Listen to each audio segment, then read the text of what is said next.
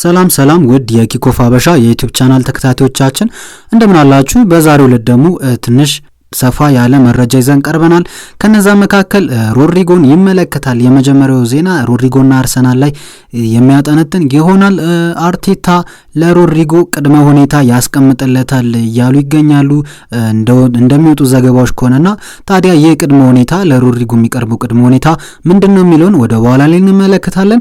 እዚሁ አርሰናል ቤት ስንቆይ ደግሞ የፓሪስ ሴን ጀርመኑን የግራ መስመር የፊት መስመር ተጫዋች ብራድሊ ባርኮላን ከሚፈልጉት ክለቦች መካከል አርሰናል ሌላኛው ክለብ ነው ሲል ለኪፕ ይዞት የወጣው መረጃ ያመለክታል። በዚህም ላይ ዙሪያ የምንነጋገረው ነገር ይኖራል። እንዲሁም ማንቸስተር ዩናይትድ ለብሬንትፎርዱ የቀይ መስመር ተጫዋች ብራያን ምቦሞ ሁለተኛ ዙር ጥያቄ ማቅረቡን ተከትሎ ቶተናሞች ፊታቸውን አዙሯል እዚህ ልጅ ላይ ያላቸውና ታዲያ ወደ ኢብሪቼ ኢዜ ፍላጎታቸው ዞራል እየተባለ ነው። የሊቨርፑሉ የመሃል ተከላካይ ኢብራሂማ ኮናቴ በሊቨርፑል የኮንትራት ማራዘሚያ ውል ውድቅ አድርጓል እየተባለ ይገኛል እና በዚህም ዙሪያ የምንነጋገረው ነገር ይኖራል። እንዲሁም ሌሎች የዝውውር መረጃዎችን ይዘን ብቅ የምንል ይሆናል። ታዲያ እናንተም እስከዛው ቪዲዮ ላይክ ቻናሉን ሰብስክራይብ እንዲሁም ደግሞ ቀረ የምትሉት ሀሳብ አስተያየት ካለ ኮሜንት ሴክሽን ላይ አስቀምጡልን። ሮድሪጎ ወደ አርሰናል ቢመጣ ሁነኛ ተጫዋች ነው ወይ ብላችሁ የምታምኑበት ከሆነ እስቲ ሀሳብ አስተያየታችሁን ጻፉልን። ወይስ በሌሎች በዝውውር መስኮቱ ባሉ አማራጮች ቢተካ ይሻላል ተጫዋች የምትሉ ከሆነ እስቲ ሀሳባችሁን ጻፉልን። እንደሚባለው ከ100 ሚሊዮን ፓውንድ በላይም ሊወጣ የሚችልበት ሁኔታ አለ ለሮድሪጎ እና የተከፈለው ተከፍሎ አርሰናል ውስጥ መምጣት አለበት ወይስ የለበትም የሚለውን ብንነጋገርበት ደስ ይለኛል እና ኮሜንት ሴክሽን ላይ አሳውቁን። አሁን ወደ መረጃዎቹ ወደ መጀመሪያ መረጃ ስናልፍ አርሰናል እናገኛለን። አርሰናል ከሮድሪጎ ጋር ያለው ነገር በጣም እየጠበቀ ይገኛል። ታዲያ በዚህም ሁኔታ ውስጥ አርቴታ ለሮድሪጎ ቅድመ ሁኔታ ሊያቀርቡለት ነው ሲሉ የሚወጡ መረጃዎች ያመለክታሉ። ታዲያ አርቴታ ምንድነው የሚያቀርብለት ከተባለ በሪያል ማድሪድ ቤት እያጣው ያለውን የግራ መስመር ተጫዋችነትን ሚና በአርሰናል ቤት እንደሚያገኘው ሊያረጋግጡለት ይወዳሉ። ይህም የሆነበት ምክንያት እንግዲህ ማርቲኔሊ የሚቆይበት ሁኔታ እያነሰ መምጣቱን ተከትሎ ነው። ከዚህ በፊት ባየር ሙኒኮች ማርቲኔሊን ከሚፈልጉ ክለቦች መካከል ዋነኛው እንደሆኑና አርሰናልም እስከ 50 ሚሊዮን ፓውንድ ጥያቄ ከቀረበላቸው ሊወያዩ ለድርድር ሊቀመጡ እንደሚችሉ ተነጋግረን ነበር። ታዲያ ይህንን ተከትሎ አርቴታም ለሮድሪጎ የግራ መስመርን ሚና የግራ መስመርን ቦታ እንደሚፈቅድለት እየተነገረ ይገኛል። አርሰናሎች ከሚፈልጉት ነገሮች መካከል እንደ ቡካዮ ሳካ በቀይ መስመሩ ላይ የበላይነት እንዳለው አይነት ተጫዋች፣ በግራው መስመር ላይ እንደ ቡካዮ ሳካ አይነት ተጫዋች ይፈልጋሉ። ታዲያ ማርቲኔሊ እንደምንመለከተው ነው በአርሰናል ቤት የሚያስመለክተን ብዙ ችግሮች አሉና ታዲያ በግራ መስመር ላይ ሮድሪጎ መጣ ማለት ግን ይህን ነገር ሊቀርፍ የሚችል አይነት ተጫዋች ነው። ሮድሪጎም ደግሞ ብቃቱን አላስመለከተም ማለት ይቻላል። 100% ብቃቱን ያስመለከተ ልጅ አይደለም። ምክንያቱም ከዚህ በፊት የሚጫወትበት ማለትም በሪያል ማድሪድ ቤት በብዛት በቀይ መስመር ተጫዋችነት ነው። እንደምናውቀው ብዙ ታሪኮችንም ሲሰራ እንደ ሲቲ ላይ እንዳሉ አይነት ጎሎች ተቀይሮ የገባ ጎሎችንም ሲያስቆጥር በቀይ መስመር ላይ እየተጫወተ ነውና በግራ መስመር ላይ ሲሰለፍስ ምንድነው የሚፈጥረው የሚለውን ለመልከት በጣም አጓጊ ነው። ይህንንም ሁኔታ ደግሞ አርሰናሎች እንደሚያመቻቹለት ነው እየተገለጸ የሚገኘውና ታዲያ ሮድሪጎ ወደ አርሰናል ዝውውር የሚዘዋወር ከሆነ የግራ መስመር ቦታውን እንደሚያገኝ እርግጥ እየሆነ ይገኛል። ቤሊንጋም እንደሰጠው አስተያየት ከሆነ ሮድሪጎ በጣም የተናቀ ተጫዋች አንደርሬትድ የሆነ ተጫዋች ነው ሲል ተናግሯል። እሱ ለኔ በጣም ታለንት ካለው ተጫዋቾች መካከል ዋነኛው ነው፣ በቃ ስጦታ ተሰጥቶታል ብዬ ነው ማሰበው ሲል ነው እየተናገረ የነበረው ለሲቢኤስ ስፖርት በቅርቡ እንደሰጠው ጋዜጣዊ መግለጫ ማለት ነው። ታዲያ አርሰናሎች ይህንን ልጅ እስከ 70 ሚሊዮን ፓውንድም ሊያወጡበት ይችላሉ። አለፍ ካለም ሪያል ማድሪድ ትንሽ ጨቅጨቅ ካለም ደግሞ ወደ 100 ሚሊዮን ፓውንዶችም የሚጠጋበት ሁኔታ ይኖራል እና ወደ አርሰናል የሚያመራ ከሆነ የግራ መስመር ቦታውን ያለማንም ተቀናቃኝነት እንደሚረከብ እየተነገረ ነው። እዛው አርሰናል ቤት እንቆይ እስቲ። ሌላኛው መረጃ ብራድሊ ባርኮላን ይመለከታል። የፒኤስጂውን የ22 ዓመት ፈረንሳዊ የግራ መስመር አጥቂ ብራድሊ ባርኮላን ከሚፈልጉ ክለቦች መካከል አርሰናል ዋነኛው እንደሆነ ለኢኪፕ ይዞት የወጣው መረጃ ያመለክታል። ለፓሪዚያኑ ቱጃር ክለብ እንግዲህ ቅርብ ከሆኑ ጋዜጦች መካከል ለኢኪፕ ዋነኛው ነው። በብዛት የፈረንሳይ ዜናዎች ለፈረንሳይ ክለቦች ቅርብ የሆኑ ዜናዎች የሚወጡ ከሆነ ለኢኪፕን የሚቀድም የለም። ታዲያ ለኢኪፕ ይዞት እንደወጣው መረጃ ከአርሰናል በተጨማሪ ባየር ሙኒክና ሊቨርፑሎችም ይህን ልጅ እንደሚፈልጉት ነው ያረጋገጠው። ታዲያ አርሰናሎች የእነዚህን ክለቦች ፉክክር የተቀላቀለው ሶስተኛው ክለብ ሆኗል።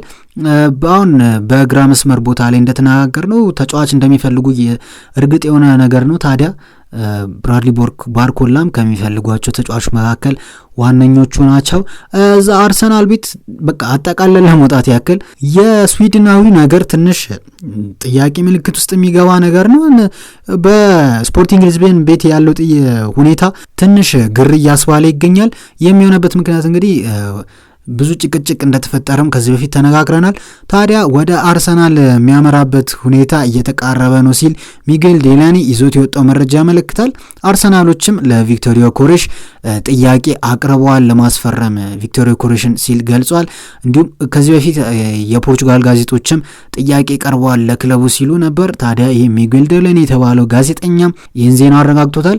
ትንሽ ከዋና ጋዜጠኞች እስኪረጋገጥ መጠበቅ ይኖርብናል ማለት ነው እና ልጁም ደግሞ ወደ አርሰናል እንደሚያመራ ነው እየተነገረ የሚገኝ። ለጓደኞቹ ለቤተሰቦቹ ወደ አርሰናል ነው ማመራው እያለ ስልክ እየደወለ እየተናገረ ነው ሲል ሚጌል ዴላኒም የገለጸው መረጃ ያመለክታልና ትንሽ የዚህ ልጅ ዝውውር የሚሳካ ከሆነ ለአርሰናል ሁለኛ መፍትሄ ነው እየተባለ ይገኛል በአጥቂ መስመር ላይ። አሁን ደግሞ ወደ ሌሎች ተጫዋቾች እንሂድ እስቲ። ማንቸስተር ዩናይትድ እናገኛለን። በማንቸስተር ዩናይትድ እና በብራያን ምቤሞ ዙሪያ እየተከሰቱ ያሉ ነገሮች አሉ። በትላንትናው ዕለት ማንቸስተር ዩናይትድ ሁለተኛ ዙር ጥያቄ ማቅረቡን ፋብሪዚዮ ሮማኖ ይፋ አድርጓል እና ማንቸስተር ዩናይትድ ከ60 ሚሊዮን በላይ ፓውንድ ጥያቄ ነው ያቀረቡት እየተባለ ነው እና ይህንንም ጥያቄ ብሬንትፎርዶች ይጥሉታል ተብሎ አይጠበቅም። የዚህን የ25 ዓመት ካሜሮናዊ የቀይ መስመር ተጫዋችን ፊርማ ለማግኘት ዩናይትዶች ጠንክረው እየሰሩ እንደሆነ ፋብሪዚዮ ሮማኖ ተናግሯል። ታዲያ ለዚህ ልጅ የሚከፍሉትም የሳምንታዊ ደሞዝም ይፋ ሆኗል። ይህም እንግዲህ 150,000 ፓውንድ ድረስ ነው ለዚህ ልጅ ሳምንታዊ ደሞዝ ለመክፈል የተስማሙት እና ሪፖርት ይዞት እንደወጣው መረጃ ከሆነ ለዚህ ልጅ የሚያወጡት ዋጋ ይህንን ያክል ነው እየተባለ ነው። እንደተነጋገር ነው ደግሞ ሁለተኛ ዙር ጥያቄ አቅርቧል ዩናይትድ ትንሽ ለማስፈረም ጫን እያሉ ነው። አሞሪም ልምምዶቹ በፊት አሁን ከክረምት ጨዋታዎች በፊት ነው ማግኘት የሚፈልገው ተጫዋቾቹን አዳዲስ ተጫዋቾች የሚፈርሙ ከሆነ ከነዚህ ጨዋታዎች በፊት ከነዚህ የውድድር ዝግጅት ጊዜ በፊት ነው ማግኘት የሚፈልገው። ውድድር ዝግጅቱ ከተካሄደ በኋላ ተጫዋች የሚፈርም ከሆነ ከቡድኑ ጋር ለመላመድ ብዙ ጊዜ ሊፈጅበት ነው ማለት ነው። ነገር ግን ክረምት ላይ ወዲያው የሚመጣለት ከሆነ ግን ለአሰልጣኙም ሆነ ለቡድኑ እንዲሁም ለራሱም ለተጫዋቹም ጥሩ የመላመጃ ጊዜ ያገኛል ማለት ነው እና በዚህ ምክንያት ዩናይትዶች ያፋጠኑት ይገኛሉ እየተባለ ነው። ወደ ሌሎች መረጃዎች ስናመራ ታዲያ ይህን ተከትሎ ቶተናሞች ፊታቸውን ወደ ኤብሪቼዜ አዙረዋል ሲል ቶክ ስፖርት ይዞት የወጣው መረጃ ያመለክታል። የክሪስታል ፓላሱ 26 ዓመቱ እንግሊዛዊ የመስመር ተጫዋች ኤብሪቼዜ በቶተናም ተፈላጊ ሆኖ ብቅ ብሏል።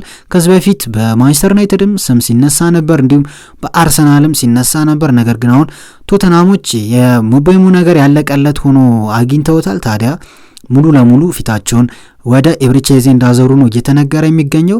ሌላኛው እንግዲህ የሊቨርፑሉ የ26 ዓመት ፈረንሳዊ የመሃል ተከላካይን እናገኛለን። ዘጋርዲያን ይዞት እንደወጣው መረጃ ከሆነ ይህ ልጅ ኮንትራቴን አላራዝምም እያለ ይገኛል ነው የሚሉት።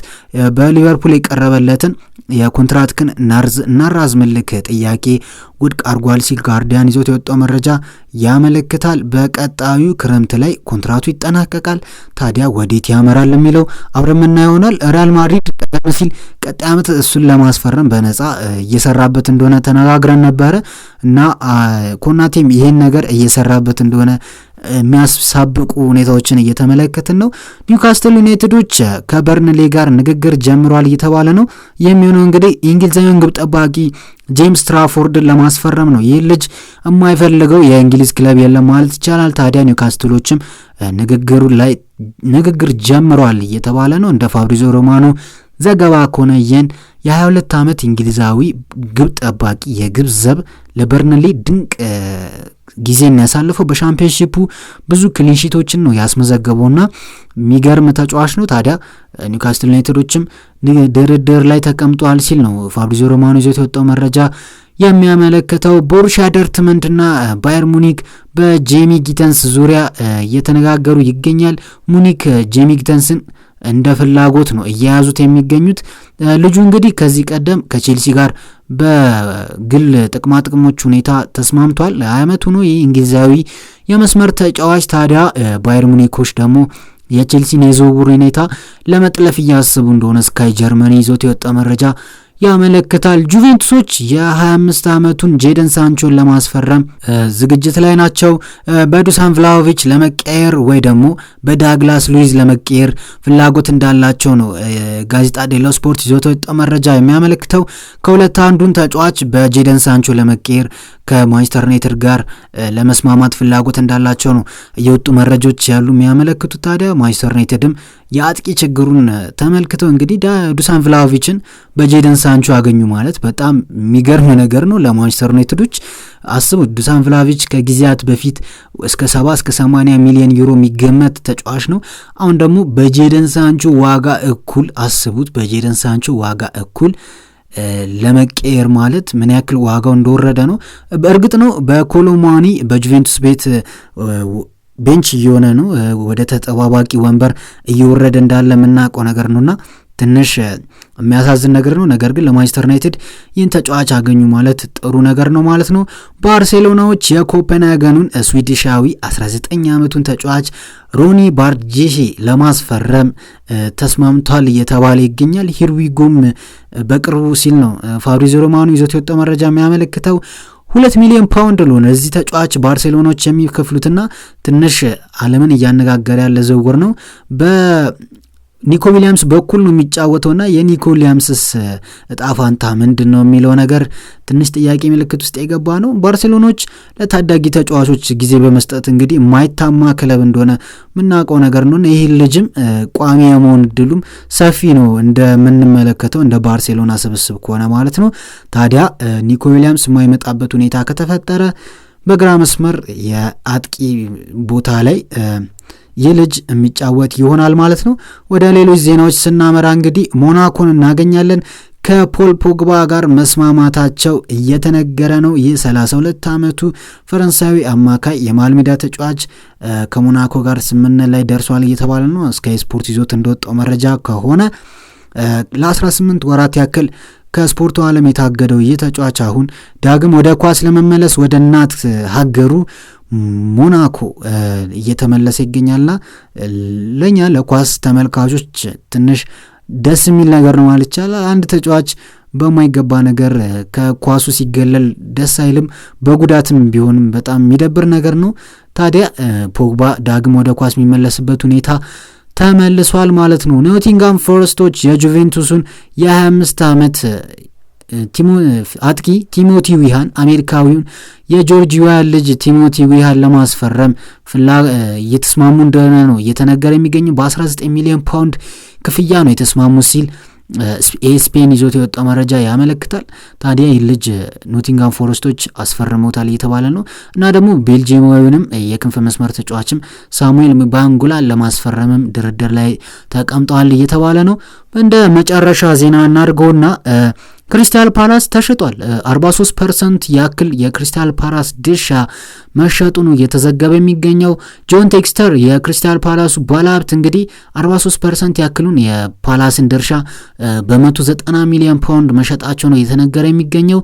ይህም እንግዲህ በአውሮፓ ሊግ ተሳትፎን ያመለክታል። የሚሆንበት ምክንያት እንግዲህ ሁለት ክለቦችን በባለቤትነት ይዟል። ታዲያ ሁለቱም ክለቦች በዩሮፓ ሊግ መሳተፋቸው እርግጥ ይሆናል። ታዲያ ከሁለት አንዳቸው እንደማይሳተፉ ዩኤፋ ያሳውቃል። ታዲያ በዚህ ሰዓትም ነው 43% ያክሉን ድርሻ ለሌሎች ሰዎች መሸጣቸው እየተነገረ የሚገኘው። ታዲያ በዚህም በሸጡት ገንዘብም